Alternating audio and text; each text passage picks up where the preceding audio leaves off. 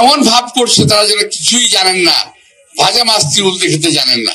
ওই যে বলে না, গাছে কাঁঠাল গোফের তেল, ক্ষমতায় যাওয়ার জন্য পাগল হয়ে গেছে। আমাদের কোনো অবদান নাই। একজনের অবদানকে স্বীকৃতি দিতে গিয়ে অন্যজনের অবদানকে অস্বীকার করার কোনো কায়দা বাংলাদেশে নাই। আমরা যারা 17 বছর রক্ত দিলাম, যারা আমাদের যাতে ঘর পুড়লো, আমাদের সংসার পুড়লো, তাদের কি হবে? আমাদের ইলিয়াস আলী গুম হলো, আমাদের চৌধুরী আলম গুম হলো, আমাদের প্রায় 5000 লোক গুম হয়ে গেল, আমাদের হাজার হাজার কমে জেল থাকলো। আর আমরা এখানে যারা আছেন সবাই কম বেশি, আমি তো 13টা বার জেল খেটেছি ভাই। আমাদের কোনো অবদান নাই। একজনের অবদানকে স্বীকৃতি দিতে গিয়ে অন্যজনের অবদানকে অস্বীকার করার কোনো কায়দা বাংলাদেশে নাই। এবং যারা চেষ্টা করেন তারা অপচেষ্টাই করছেন। যারা চেষ্টা করেন তারা জাতিকে বিভেদ সৃষ্টি করার চেষ্টা করছে জাতির মধ্যে। একটা কথা বললো কেউ একজন, আর সেটা নিয়ে লাফালাফি শুরু হয়ে গেল। আরে ভাই, সবাই তো কথা বলেন, আর বিএনপি বললেই অসুবিধা। তবে বিএনপি কে যারা ভিন্ন শিবিরে ঠেলে দিয়ে ফায়দা হাসিলের চেষ্টা করছেন, এটার পরিণতি কিন্তু ভালো হবে না, বরং দেশটাকে ঐক্যবদ্ধ রাখার চেষ্টা করবেন।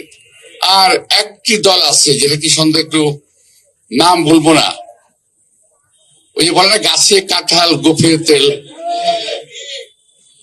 ক্ষমতায় যাওয়ার জন্য পাগল হয়ে গেছে।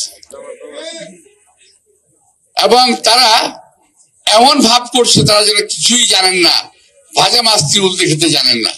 মাঝে মাঝে টুক করে বিএনপি সম্পর্কে একটি কথা বলে ফেলেন।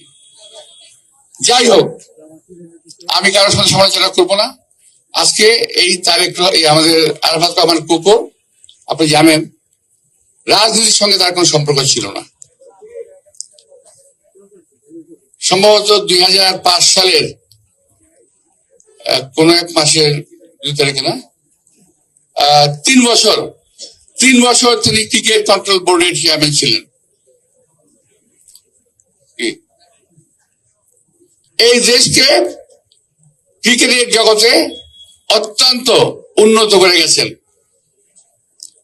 সেই আরাফাত রহমান কোকেও অকালে প্রাণ দিতে হয়েছে অন্যায়ভাবে বিদেশে থেকে। দেশনেত্রী বেগম খালেদা জিয়াকে তার ছেলের লাশ দেখতে হয়েছে।